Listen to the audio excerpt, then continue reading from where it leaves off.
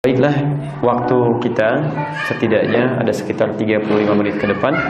Kita manfaatkan sebaik-baiknya untuk bisa membahas materi lanjutan dari bahasan kita. Di pertemuan lalu, kita telah uraikan bahwa sholat ketika diperintahkan oleh Allah tidak sekedar berupa perintah yang secara fiqih diminta kepada kita mengerjakannya tanpa kita abaikan dan kita tinggalkan, namun juga menghadirkan manfaat-manfaat tidak hanya akhirat tapi juga 5 kemuliaan dunia. Telah kita bahas orang yang sholatnya benar pasti pribadinya baik, sifat dan sikapnya mulia. Orang yang sholatnya benar cenderung tenang dalam kepribadiannya. Orang yang sholatnya benar cenderung mudah mengatasi persoalan, bahkan rezekinya mengalir cukup mudah dalam kehidupannya. Orang yang sholatnya benar, keempat, akan dipermudah oleh Allah menjawab doa-doa yang dipanjatkan khususnya dalam sholatnya. Dan yang kelima, orang yang sholatnya benar sesuai ketentuan Al-Quran dan panduan Rasulullah akan dijamin oleh Allah mengalami kesuksesan dan kebahagiaan dalam setiap titian hidup yang ia jalani. Baik jika seorang tidak mendapati satu di antara 5 ini saat ia menunaikan sholat, keseharian dia tunaikan dengan sempurna bahkan jumlah bilangannya, tapi tidak mendapati satu di antara 5 ini, maka kemungkinan terbesarnya ada satu di antara 3 hal terjadi pada dirinya. Satu, sholat yang ia tunaikan terkesan kata Al-Quran tidak khusyuk dikerjakan. Yang kedua, sholat yang ditunaikan tidak dipahami apa yang dibaca dan dikerjakannya itu. Dan yang ketiga, sholat yang ditunaikan cenderung memberikan celah kepada setan untuk menggoda dia dalam sholat. Bahkan nanti kita turunkan riwayatnya, ada orang yang kata Nabi sampai lupa berapa rakaat sedang menunaikan sholatnya. Karena itulah kemudian 3 hal ini kita coba akan hadirkan solusinya dalam bahasan di kesempatan ini. Dan saya duga ini menjadi bahasan yang sangat penting karena sebagian besar dari masalah kita mungkin bisa tertuntaskan dengan menyelesaikan 3 hal ini. Baik, mari kita percepat bahasan kita karena setidaknya ada waktu yang sangat terbatas untuk pertemuan di malam ini. Yang pertama, tentang persoalan sulit khusyuk dalam sholat atau bahkan tidak khusyuk dalam sholat. Kita turunkan dulu, ini menarik sekali di Quran itu. Saya sampaikan dalam tabligh akbar kemarin, setiap Al-Quran menghadirkan persoalan, itu selalu menyandingkan solusi. Jadi nggak pernah mendiamkan masalah gitu. Ini manhaj dalam kehidupan. Jadi kalau kita mendapati persoalan apapun, itu persoalan tidak pernah ada kecuali bersanding dengan solusi. Bisa sulit apapun Anda mengalami masalah, pasti ada solusinya. Inna ma'al usri yusran. Setiap ada kesulitan, pasti ada kemudahan. Nah, manhaj kita pun seperti itu. Kalau Anda mau hidup dalam kebaikan, jangan pernah menampilkan masalah tapi Anda nggak ngasih solusi. Pak, ini suaranya nggak bagus nih, soundnya nggak bagus. Itu solusinya apa? Apa Anda cuma sampaikan sampai di situ aja, kemudian tidak ada obatnya? Nah, manhaj Quran mengajarkan setiap kita membahas sesuatu, selesaikan, tuntaskan. Apa masalahnya, faktanya apa, perlunya apa, solusinya bagaimana? Ini ada masalah, orang tidak khusyuk dalam sholat. Tidak khusyuk. Indikasinya, ketika seseorang tidak khusyuk dalam sholat, maka dampaknya berat dalam menunaikan sholatnya. Berat bangunnya, kan? Berat menjalaninya, dan seterusnya. Ini ditemukan di Quran surah kedua Al-Baqarah ayat 45. Mari kita lihat uraiannya, posisi paling kanan di pertengahan.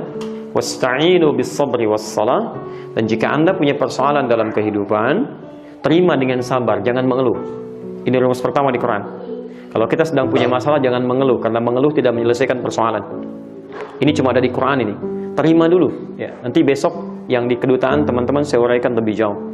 Ya, kita turunkan ayat-ayat Quran saat para nabi mengalami masalah bagaimana menyelesaikannya. Tapi yang paling menarik, manhaj pertama terima dulu dengan sabar. Jangan ada keluhan. Nanti wassalah, dalam sholat mintakan solusinya. Tapi sholat ini tidak mudah dikerjakan. Wa innaha lakabiratun.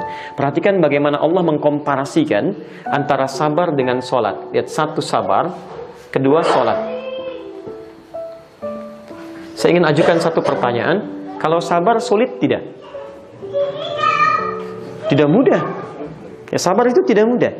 Tapi ketika Quran menyandingkan dengan sholat, sabar dan sholat, itu ternyata kemudian sabarnya oleh Quran, perhatikan, ditutup, kemudian dinaikkan sholatnya, disebut lebih berat dibandingkan sabar. Lihat, pertama sabar disebutkan, salat disebutkan. Setelah itu wa innaha lakabiratun, dan salat itu lebih berat dibandingkan dengan sabar. Ha itu kata gantinya kembali ke salat. Muannas sifatnya. Kalimatnya ada ta'nya, di sini ada ta', di sini ada ta'. Setiap ada ta' disebut dengan muannas. Wa innaha, dan salat itu sungguh sangat berat, bahkan lebih berat dibandingkan dengan sabar. Ya, lakabiratun illa 'alal khashiin, kecuali bagi orang khusyuk. Pengertian terbaliknya artinya, orang yang khusyuk pasti akan ringan sholatnya. Saat tidak khusyuk akan berat sholatnya. Sekarang pertanyaannya, ya Allah, bagaimana supaya kami bisa khusyuk dalam sholat, sehingga ringan sholat kami tunaikan, dan mudah kemudian dibawa dalam kehidupan.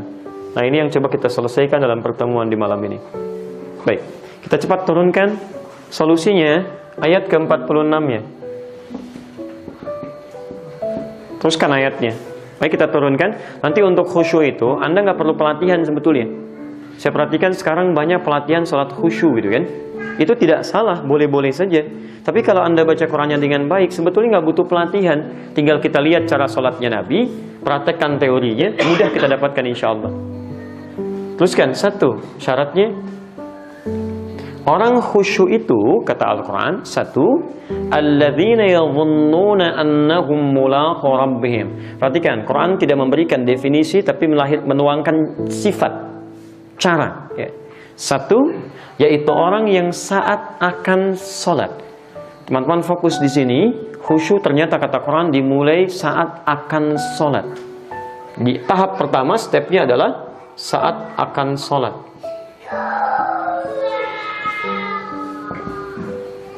Fokus. Jadi bukan dimulai saat sedang sholatnya, tapi justru dipersiapkan saat akan sholatnya. Yadhunnuna annahum mulaqu rabbihim. Dia betul-betul menyiapkan, saya ulang, dia betul-betul menyiapkan dirinya untuk berjumpa dengan Rabbnya. Khusyuk dimulai saat akan sholat, persiapannya dia menyiapkan diri untuk berjumpa dengan Rabbnya, menghadap kepada Allah. Lebih tepat menghadap kepada Allah. Dia yakin, dhanna di sini berarti yakin. Yakin betul sekarang saya akan menghadap pada Allah. Baik, sekarang perhatikan ya. Ini sindiran tajam dalam Al-Quran. Terlihat seperti biasa mengalir, tapi maknanya tajam sekali, dalam sekali. Baik, kita bandingkan di sini orang yang siap untuk bertemu atau menghadap kepada Allah dengan orang yang belum punya persiapan menghadap kepada Allah. Turunkan Quran surah ketiga, surah ke-7 dulu, surah ke-7 ayat 31. Selanjutnya kita turunkan 2 dulu, Quran surah ke-5 ayat yang ke-6. Posisi paling kiri sebelah atas. Baik, Anda besok akan menghadap pada pimpinan. Anda yakin pertemuannya berlangsung besok insya Allah. Saya mau tanya, kalau kita mau menghadap pimpinan kita besok, sekiranya betul jadwalnya kemudian tepat, sudah direncanakan, kira-kira persiapan kita, penampilan kita akan diperbaiki tidak? Penampilan terbaik ya? Oke, penampilan terbaik, pakaian yang paling bagus, kemudian sempurna sehingga terlihat nampak menyenangkan dipandang. Sekarang perhatikan sindiran halus dalam Quran, kalimatnya tapi tajam maknanya. Lihat kalimatnya. Ya bani Adam, Quran surah 7 31. Ya bani Adam, hei anak cucu Adam, khudhu zinatakum 'inda kulli masjid. Setiap ada panggilan dari masjid, panggilan dari masjid. Panggilan dari masjid apa? Adzan. Kalau adzan panggilan apa? Salat. Ketika disebutkan panggilan dari masjid, nggak ada mana yang lain. Sahur, sahur, sahur. Enggak, itu cuma Ramadan. Baik ya. Yang paling penting ketika ada panggilan dari masjid secara fikih pasti salat, panggilan salat. Setiap ada panggilan dari masjid, khudhu zinatakum. Kalimatnya menggunakan zina bahkan. Bukan zina, tapi zina. Zina itu segala yang indah. Kenakan penampilan terbaikmu. Kayak yang indah. Terbaik. Masya Allah, ini tajam sekali loh. Anda ini bertemu manusia, penampilannya bagus banget gitu. Ya, yang Anda mungkin punya harapan, belum tentu dikabulkan. Proyek Anda belum tentu dikasih gitu kan. Anda menghadap, kemudian Anda mengharapkan sesuatu, belum tentu dikabulkan penampilan Anda begitu bagus. Sekarang kata Allah, Anda menghadap saya, yang tiap hari saya berikan kebutuhan, saya maafkan kalau salah, saya ampuni kalau dosa, punya segalanya saya cukupkan, sakit saya sembuhkan. Kenapa penampilan Anda begitu-gitu saja? Kenakan penampilan terbaik. Ini poin pertama gitu kan. Jadi ini sangat menarik dari Al-Quran. Ini bagian yang pertama. Ya, Anda dapat undangan dari manusia, penampilan luar biasa. Kenapa undangan saya, kata Allah, kemudian tidak direspon dengan hal yang terbaik? Dan tidak ada yang mengundang lebih hebat dibandingkan Allah. Ada nggak yang bikin undangan 5 kali dalam sehari? Silahkan cek. Satu orang ngundang antum 5 kali dalam sehari itu, ada nggak? Nggak ada. Allah ngundang kita 5 kali dalam sehari. Itu luar biasa gitu kan? Dan tempatnya spesial, tempat menghadirkan ketenangan, nyaman, enak. Jadi ini poin pertamanya. Jadi barangkali sholat kita sulit mendapatkan kekhusyuan sehingga tidak terlalu nikmat menjalaninya karena persiapan kita kurang maksimal. Silahkan cek. Kalau nggak percaya silahkan ya. Antum kenakan pakaian terbaik ketika akan sholat. Laki-laki pakaikan wangian yang layak, kan? Pakai yang paling bagusnya. Masya Allah, demi Allah saya katakan akan ada perbedaan dalam suasana sholat kita. Saya suka malu ya. Kalau di Indonesia misalnya suka ngisi taklim di setelah hari Jumat tuh hari apa? Sabtu, kemudian hari Ahad ya. Hari Ahad itu Masya Allah. Ini mohon maaf ya, ini kan keyakinan kita dalam Islam ya. Orang salah ibadah saja, orang mau musyrik aja, pakaiannya bagus-bagus. Hanum cek, orang mau musyrik, pakaiannya bagus-bagus. Ada yang pakai jas, pakai dasi, pakai batik gitu kan. Ya perempuannya pakai kebaya, anaknya diajak kayak pangdua, bawa mainan, bawa makanan dan sebagainya. Ya mau musyrik aja bahagia gitu kan. Kenapa kita yang sudah punya iman, kita akan kemudian menyembah kepada Allah, diberikan kenikmatan Islam, kenapa kita nggak bangga dengan keislaman kita? Ini poinnya. Ini bagian pertama. Jadi kalau kita bisa ya coba, ya besok misalnya perbaiki, kita subuh, nggak harus mewah, yang terbaik yang kita punya, siapkan, itu akan ada dampak pada jiwa kita. Oke, ini satu. Yang kedua, satu ini. Kemudian Quran surah 5 ayat ke-6. Ya, seperti biasa, kita ada undangan dari manusia. Kemudian, alhamdulillah diundang kawan, ada pesta dan sebagainya, atau undangan yang sangat penting. Mandi dulu nggak? Mandi? Masa Pak Aher mau datang undangan nggak pernah mandi, cuci muka juga nggak gitu kan? Ya belum tentu diterima, jangankan pimpinannya, muridnya aja nggak mau belajar. Baik, apa yang dilakukan? Maka yang terbaik dilakukan adalah Anda persiapan, cuci muka, Masya Allah, mandi dan sebagainya. Kalau menghadap manusia saja, persiapan kita luar biasa. Maka bagaimana dengan menghadap Allah?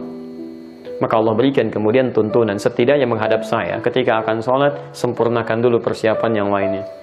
Yang ini secara fisikal penampilan, yang ini bersih dari badan, plus ada dampak kepada ketenangan jiwa. Dan ini nanti yang sangat menentukan pada kualitas kekhusyuan sholat kita. Levelnya lebih meningkat lagi. Quran surah ke-5 ayat ke-6, posisi paling kiri sebelah atas. Ya ayyuhalladzina amanu, hai orang-orang yang telah menyatakan dirinya beriman kepada Allah. Idza qumtum ilas shalah, kalau Anda ingin menunaikan salat dengan sempurna. Anda tolong perhatikan ya, setiap ada kalimat salat di Quran yang bermakna ibadah, itu selalu diawali dengan derivasi kata aqama yuqimu. Aqama yuqimu, yuqimuna, yuqim, aqim, aqimu. Cek. Quran surah kedua ayat ketiga, kalimat salat pertama. Alladzina yu'minuna bil ghaib wa yuqimunas shalah. 43 wa aqimus shalah. 45-nya dihilangkan aqim karena ngikut kepada 43-nya. Makanya dimulai dengan waw, wawnya ataf, ikut hukum sebelumnya. Wasta'inu bis sabri was shalah, ikut hukum sebelumnya. Ada aqim. Quran surah 17 ayat 78. Aqimis salata liduluqis syamsi. Quran surah 29 ayat ke-45. Utlu ma uhya ilaika minal kitab wa aqimis shalah. Aqim, qamah, iqamat itu menunjukkan sesuatu yang sempurna. Sempurna. Kalau Anda ingin sempurnakan sholat, jadi sempurna sholatnya, maka kata Quran ini mulai dengan wudhu terlebih dahulu. Faghsilu wujuhakum. Saya agak rincikan yang ini teman-teman sekalian supaya kita bisa langsung belajar pada praktikalnya karena waktu kita terbatas. Lihat, ingin sholat, berjumpa dengan manusia, penampilan terbaik. Berjumpa dengan Allah harus lebih baik. Berjumpa dengan manusia, kita bahkan mandi dulu. Ingin menghadap kepada Allah, namanya disebut dengan wudhu. Alhamdulillah. Perhatikan sini. Saya simpan mic yang ini. Saya coba berikan gambaran untuk mempraktekkan secara cepat. Kemudian mudah-mudahan bisa kita pahami dengan baik. Mulai kata Allah dengan cara membersihkan diri dulu. Ya, disebut dengan wudhu. Secara bahasa, kalau kita ambil bahasa tekstual, wudhu itu punya arti dari kata widha'ah, yang berarti nadhafah wal husnu, sesuatu yang bersih, wal husnu dan baik. Husnu itu dari kata hasan. Ya, hasan itu bukan cuman baik wudunya, tapi ada dampak kebaikan. Jadi pengaruh wudu itu ada dampak kebaikan dalam sifat dan sikap. Jelas ya? Baik, mari kita lihat pelan-pelan. 1, faghsilu wujuhakum. 2, wa aydiyakum ilal marafiq. 3, wamsahu bi ru'usikum. Yang keempat, wa arjulakum ilal ka'bain. Fokus, secara fikih kata Quran, dianggap sah wudu itu jika menyempurnakan 4 basuhan utama dulu. Ya. Apa 4 yang dibasuh ini? Jadi teman-teman dipandang sah wudunya jika 4 ini dibasuh. Jadi kalaupun airnya terbatas sampai ukuran aqua, Anda bisa prioritaskan yang 4 ini dulu. Jangan dulu tayamum. Selebihnya disebut dengan sunnahnya. 1, wajah. 2, tangan sampai siku. Ingat redaksinya saya tajamkan tangan sampai siku. 3, saya berikan garis di 3 begini. Mengusap kepala, usap kepala. Yang keempat, saya kasih garis lagi. Basuh, kembali membasuh kaki sampai 2 mata kaki. Oke, saya mulai dari yang pertama. Redaksinya faghsilu. Faghsilu itu dari kata ghassala. Ghassala itu membasuh. Membasuh dalam bahasa Arab dengan menggunakan ghassala itu artinya ambil airnya, tumpahkan di tempat yang akan dibasuh. Jadi begitu air diambil dan tidak berlebihan dalam mengambilnya, kemudian Anda basuhkan langsung di wajah. Ukuran wajah dari sini sampai ke sini. Dagu yang punya jenggot pun nanti dibelai jenggotnya. Ini jenggot masuk dalam kategori yang kemudian dibasuh. Bagi yang punya jenggot. Dan sunnah hadis dalam jenggot adalah merawat bagi yang punya jenggot. Yang tidak punya jenggot tidak usah memaksakan diri untuk menumbuhkan jenggot. Paham ya? Ya, Anda tidak perlu beli obat, beli timun, arang Anda gosok-gosok, nggak usah. Nanti saya bahas lain waktu lah tentang ini. Di sunnahnya yang punya rawat supaya tampil rapi. Jangan juga dibiarkan tidak teratur, tidak disukai. Ibnu Umar pernah memotong jenggotnya untuk merapikannya. Rapi itu yang diinginkan, bukan panjang tidak teratur juga, dibiarkan, atau Anda nggak ada jenggot ingin maksa numbuh-numbuhkan, tidak tepat juga. Jelas ya? Tapi kalau punya, kemudian dirawat, salah satunya lewat wudu. Perhatikan, wajah, batasan dari sini, ke bawah sini, mata, saya belum praktekkan wudunya, cuman baru tunjukkan. Kemudian di belakang telinga yang ini, ya, sampai ke dagu di sini.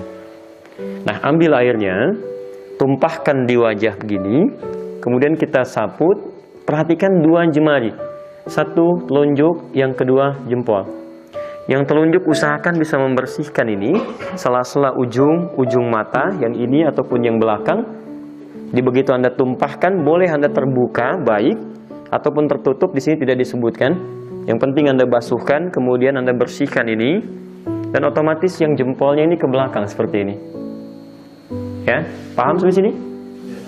Baik, kemudian mulai Anda selai misalnya bagian yang punya janggut dan seterusnya. Ini yang disebut ghusala. Di poinnya, ambil airnya, kemudian tumpahkan. Basuh, ini ghusala. 2, teruskan dulu. Tangan sampai siku. Wa aydiyakum ilal marafiq. Penting diketahui, ketika Al-Quran dan hadis menyebut tangan, dalam konteks fikih itu selalu memberikan batas. Kalau disebut tangan, ini dari jari sampai ke sini, sendi dekat bahu, ini tangan, namanya yadun. Kalau cuma sampai sini, namanya rusulun. Kalau sampai sini, namanya mirfaq, namanya marafiq.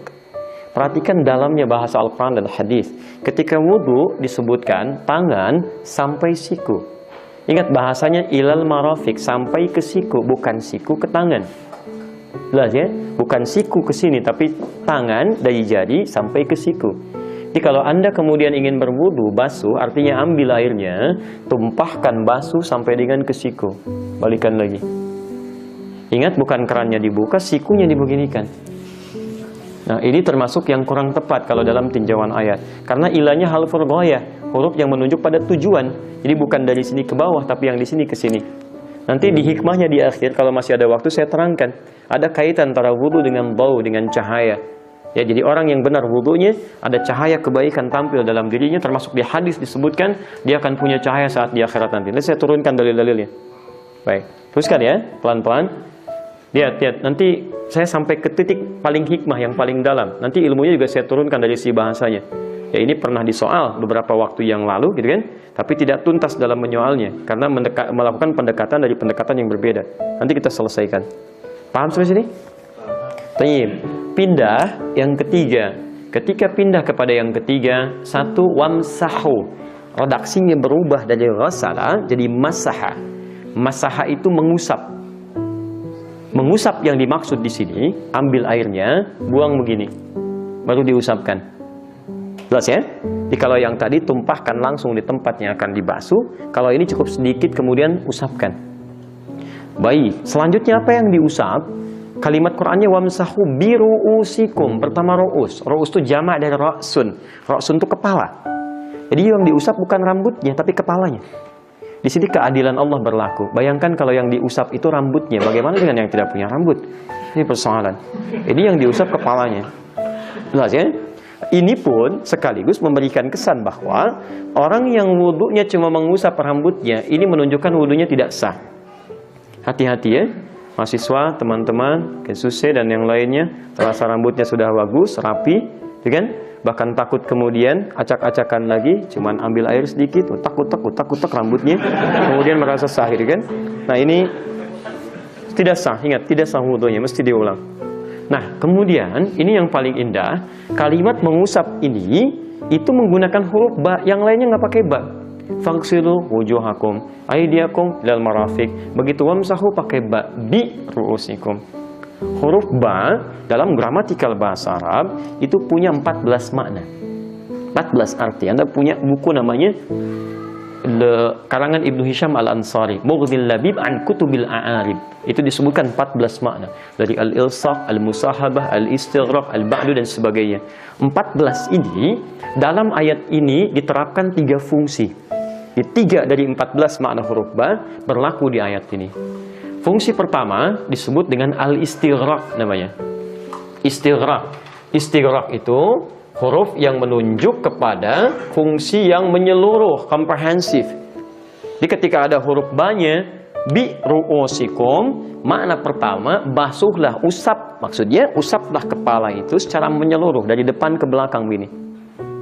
Ambil air, tumpahkan, usap depan ke belakang begini. Paham? Ini bagian pertama, ini yang disebut dengan istighraq. Ba yang kedua disebut dengan at-tahdid. At-tab'id ma'at tahdid. At-tab'id menunjuk pada sebagian, ma'at tahdid tapi ada batasnya. Maka secara singkat bisa Anda usap bagian kepala, batasnya ubun-ubun. Ya, ini saya sampaikan yang singkat-singkat saja di sini sampai ubun-ubun. Jadi sepanjang Anda usap sampai ke ubun-ubun sini, bernama dia kepala, sah hukumnya. Paham? Yang ketiga, at-tab'id min duni tahdid.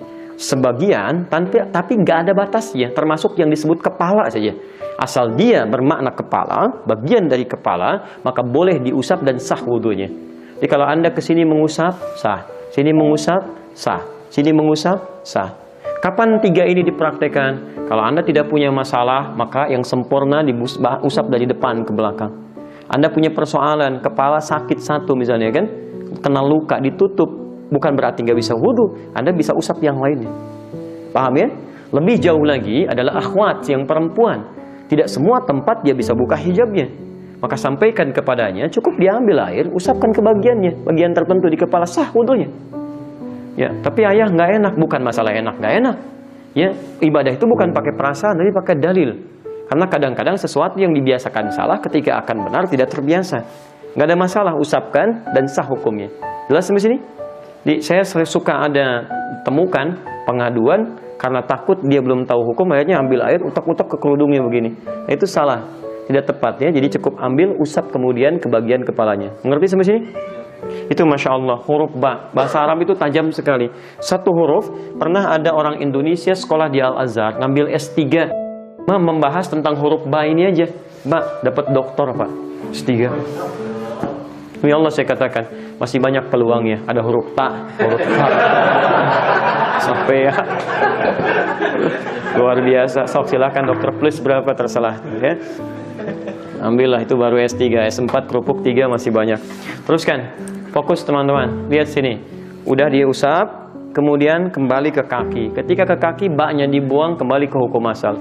wa arjulakum ilal ka'bain. Kaki sampai kedua mata kaki. Fokusnya mata kaki di sini saya buka. Bismillah. Perhatikan, ini seringkali banyak keliru di sini. Bahkan ada hadis yang spesifik meminta seorang mengulang sholatnya. Sebentar, saya bacakan hadisnya supaya tidak salah paham. Seorang sholat, sampingnya ada Nabi, kata Nabi, innallaha la yaqbalu sholata musbilin. Allah nggak akan terima sholat seseorang yang celananya kepanjangan. Jubahnya, isbal, melebihi batas mata kakinya, turun. Lalu, lihat kalimatnya, falyatawaddah, ayo wudu lagi. Dia kemudian mengulang wudunya. Selanjutnya dia sholat lagi, kata Nabi, la yaqbalullahu sholata musbilin. Allah nggak terima orang yang sholatnya isbal. Falyatawaddah, ayo wudu lagi. Sampai yang ketiga kali, baru dia sholat, tidak ditegur lagi oleh Nabi SAW. Kemudian dia teruskan sholatnya. Jangan salah dalam membaca hadis. Ya, awas hati-hati, harus ditelusuri ini tentang asbabul wurudnya hadis. Ya, perhatikan, ada sebagian orang menduga bahwa ini hadis menunjukkan bahwa hukum berpakaian itu harus di atas mata kaki. Orang yang di bawah mata kaki pakaiannya tidak akan diterima sholatnya. Awas, ini baru kelihatan luarnya saja. Telusuri lebih dalam. Telusuri, apakah penyebabnya karena pakaian yang isbal atau ada kesalahan dalam sesuatu wudunya. Baik, kita ambil analisis sementara dengan logika dulu, baru kita pahami lewat hadisnya. Orang ini, kata Nabi, tidak akan diterima sholatnya oleh Allah dengan pakaian yang terlampau melewati batas mata kakinya, luber ke bawah. Kalau yang salah pakaiannya, kenapa orang ini tidak diminta oleh Nabi ganti pakaian, tapi disuruh wudhu? Kata Nabi wudhu. Dia yang kedua, begitu yang ketiga ternyata dia sholat dengan pakaian yang sama, Nabi nggak tegur lagi, dan selesai sholatnya. Kalau yang salah tetap pakaiannya, harusnya konsisten, ditegur, kamu salah nih, ganti pakaian sholat. Ternyata ketika ditelusuri, pada yang ketiga ini, dia baru sadar. Nabi begitu tajam merasakan tentang benar tidak ibadahnya, ketika dia wudhu, karena terlampau lebar pakaiannya menutup sebagian kakinya. Ini tidak terbasuh dalam wudhunya. Maka dia menduga ini mungkin yang dimaksud oleh Nabi. Dia singkapkan ini, kemudian basuh seperti ini. Setelah sempurna, Nabi tidak tegur lagi. Jelas ya? Jadi nanti hadis tentang pakaian isbal itu banyak sekali hadisnya. Ada yang menunjukkan ketawaduan, ada yang menunjukkan kesesuaian dalam berpakaian, ada yang menunjukkan kehati-hatian dalam ibadah. Kita harus seimbang di sini ya. Antum nggak ada masalah kalau pengen misalnya celana di atas mata kaki, nggak ada masalah, silahkan. Ya sesuaikan, nggak ada persoalan. Disebut tidak isbal, tapi juga jangan kemudian, maaf, celananya tidak isbal, tapi mulutnya pada isbal. Ya, celah ini, celah itu, dan sebagainya. Ya, itu tidak tepat dalam konteks ini. Ya, kita harus nanti gali lagi lebih dalam. Cara membasuhnya bagaimana? 3 basuhan. 3 basuhan itu bukan harus 3. 3 itu batas maksimal untuk menyempurnakan. Kalau 1 sudah baik, cukup. Nah, bagian kaki bagi 3. 1, Anda sela-sela dulu ini. Ini ya. Fokus. Pakai jari kelingking ya. Sunahnya pakai jari kelingking. Ustadz, kenapa nggak pakai jempol? Kegedean. Udah, gampang. Biar nggak banyak diskusi ya. Jadi ini sudah. Kemudian ambil bagian kedua, sapu bagian belakang, baru yang ketiga meratakan keseluruhannya. Hati-hati kotoran di dekat jempol ini. Ya, paham sampai sini? Saya turunkan ya, jelas ya. Baik. Kalau dianggap cukup, kemudian sempurnakan kanan kiri sampai selesai. Ini yang wajib. Jadi ingat, selebihnya sunnah. Kumur-kumur itu sunnah. Ada pahalanya. Istinsyak, menghisap air ke hidung, menghirup dan dikeluarkan lagi, itu sunnah. Telinga, itu sunnah. Jadi kalau air Anda misal, yang Anda miliki, cukup dengan 4 ini, jangan dulu tayamum. Anda maksimalkan yang 4 ini. Anda boleh bisa saja tertinggal dengan misal membasuh telinga, tapi Anda nggak boleh tertinggal dengan yang 4 ini. Anda nggak basuh telinga saat wudhu, wudhunya sah. Tapi Anda kehilangan 1 di antara 4 ini, maka itu yang jadi persoalan.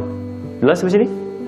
Baik, wajah, tangan sampai siku, kemudian mengusap kepala, kemudian yang terakhir membasuh kaki sampai kedua mata kaki. Disebut apa ibadahnya? Wudhu. Baik, selesai Anda berwudhu, kemudian kita berdoa. Apa doanya? Asyhadu an la ilaha illallah. Kemudian setelah itu, Allahumma ij'alni minat waj'alni minal. Baik, pertanyaan saya, paham nggak yang dibaca oleh kita? Paham nggak? Baik, nggak ada wallahu alam di sini ya. Ini masalah paham atau enggak. Pilihannya gampang kok. Pilihannya gampang. Kalau paham ya, kalau tidak tidak. Wallahu a'lam, itu nggak ada hubungan dengan itu. Baik. Fokus. Ya, Mas. Oh, iya. Baik, kita mau diteruskan. Baik, lanjutkan dulu sebentar. Perhatikan. Saya bacakan hadisnya ya. Kemudian kita terjemahkan. Allahumma ja'alni minat tawwabin.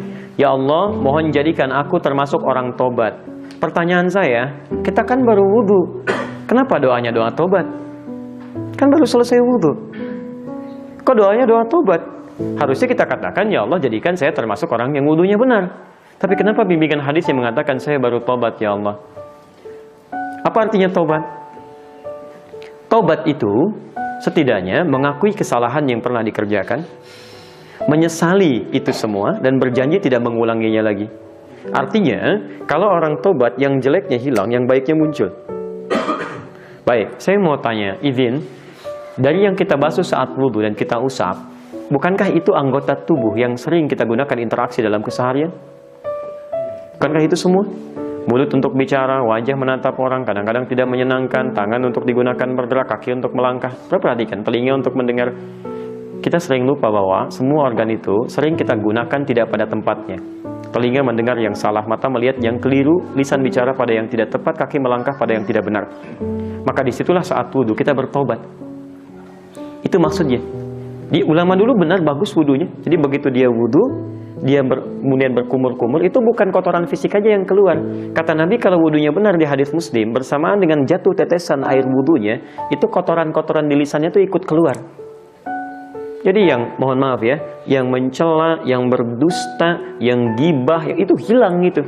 Seketika karena dikeluarkan. Dosanya ikut keluar kata Nabi, sampai ke ujung kaki.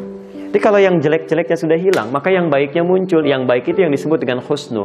Jadi ini yang dibasuh disebut dengan nadhafah, bersih, dampaknya ke hati jadi baik, husnun.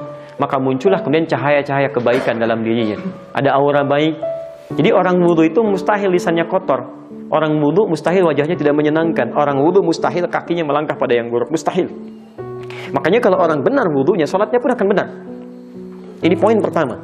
Dari sinilah kemudian terpancar kebaikan-kebaikan dalam dirinya. Sesuatu yang terpancar dengan kuat disebut dengan dawun. Itu istiqaq kabir namanya.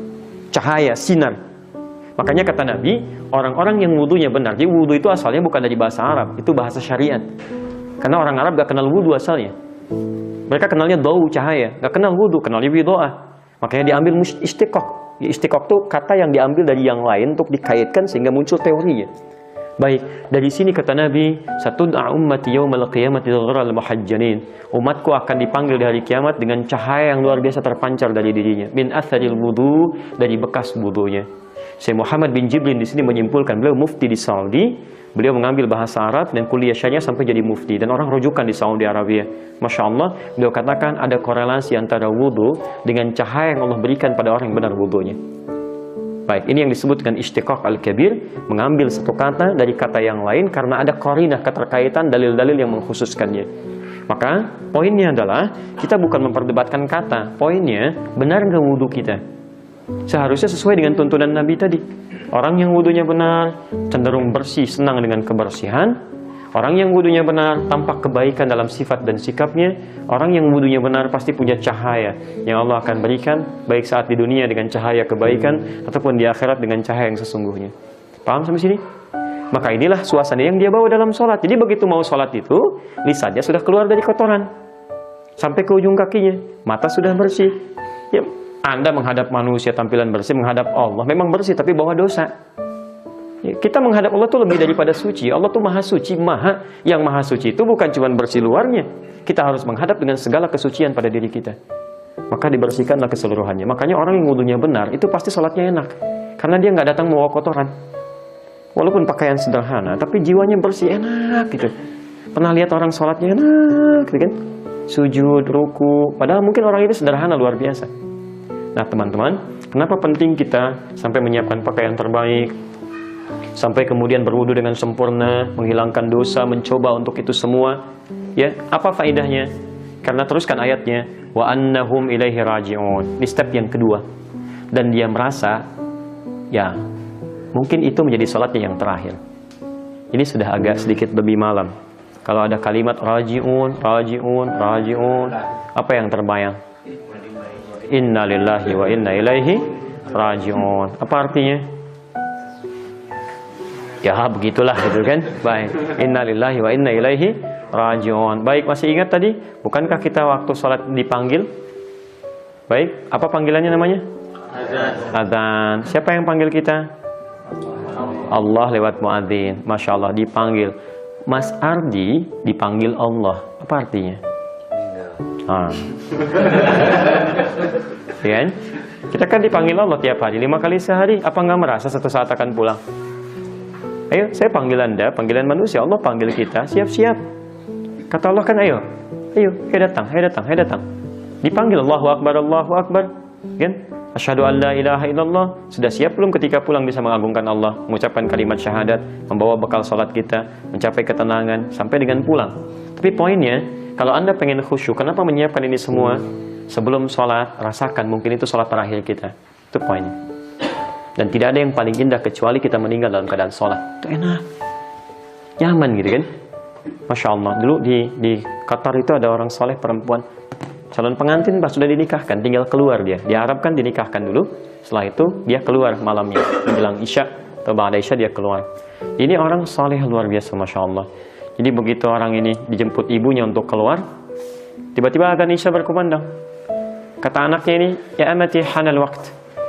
Amati itu paling sopan luar biasa. Jadi ada ummun, ada umayyah, ada amah. Sama dengan bahasa Arabnya ayah, abun, abi, kan? Abi, buya, abati, itu beda. Kalau abi itu bahasa sopan, hormat. Sama dengan ummi. Buya itu sayang.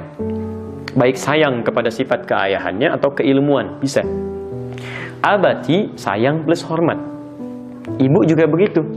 Ummi itu panggilan hormat. Umayyah panggilan sayang. Amati sayang plus hormat. Masya Allah. Tapi tidak harus menggunakan kalimat yang sama. Anda boleh misalnya menggunakan bahasa lain dengan makna yang serupa. Jadi kalau mau manggil orang tua, termasuk orang tua ke anak, panggil dengan bahasa-bahasa yang mengesankan nilai keindahan. Sayang plus hormat. Jangan diadopsi langsung pulang ke sini. Ya amati, ibu Anda belum tahu, mama belum mati, misalnya. Kan nggak tepat juga gitu. Baik, saya teruskan dulu sebentar. Jadi ini anak manggil ibunya dengan panggilan sayang dan hormat. Nanda hormat betul pada mama. Dengan sayang Nanda pada mama, mohon hanal waqt panggilan Allah sudah tiba. Minta izin sholat dulu. Kata ibunya, la, Isya bisa diakhirkan. Kamu kalau wudhu lagi, nanti semua ini terhapus make up-nya, luntur. Kamu keluar dulu, akhirkan Isyanya. Si anak ini berkata, amati hanal waqt, tolonglah. Saya mau ingin dahulukan sholat. Ibunya marah keluar, kamu nggak taat sama mama, dibanting pintunya. Kemudian si perempuan ini mulai berwudhu, Masya Allah. Maka lunturlah make up-nya. Kalau dia sholat, nikmat sholatnya, Pak, tenang. Dengan pakaian indahnya, wudhu dengan baik, rukunya tuh tumakninah luar biasa. Begitu sujud tuh enak. Saking tenangnya, gak bangun lagi. Dalam sujudnya dia meninggal hadap Allah Subhanahu wa Ta'ala. Manusia menginginkan dia jadi pengantin dunia, Allah menginginkan dia jadi bidadari akhirat. Manusia menginginkan pakai make up dunia, kata Allah gak berlaku di akhirat. Gunakan make up akhirat, wudhu. Meninggal dalam keadaan tenang. Dalam sholatnya, dia jadikan seakan-akan sholat yang terakhir dalam dirinya. Itu maksudnya. Jadi kalau Anda sudah punya posisi demikian, begitu mau sholat, mungkin ini sholat terakhir saya. Saya tidak tahu kapan akan pulang. Itu enak begitu sujud. Antum mau meninggal dalam keadaan sholat, sujud. Besok subuh ya, insya Allah. Nah, jadi cobalah gitu ya. Agak konsisten. Sudah ya, berhenti dulu sampai sini ya. Udahan dulu ya. Wah, udah 10:30 nih. Baik ya. Nah, ini baru sampai wudhu nih. Sholat subuh memang cuma 2 rakaat. Sampai sini, rakaat pertama khusyuk. Begitu rakaat kedua, hilang lagi. Saya ulang ya. Persiapan ini membantu kita kesiapan di awal sholat. Rakaat pertamanya enak.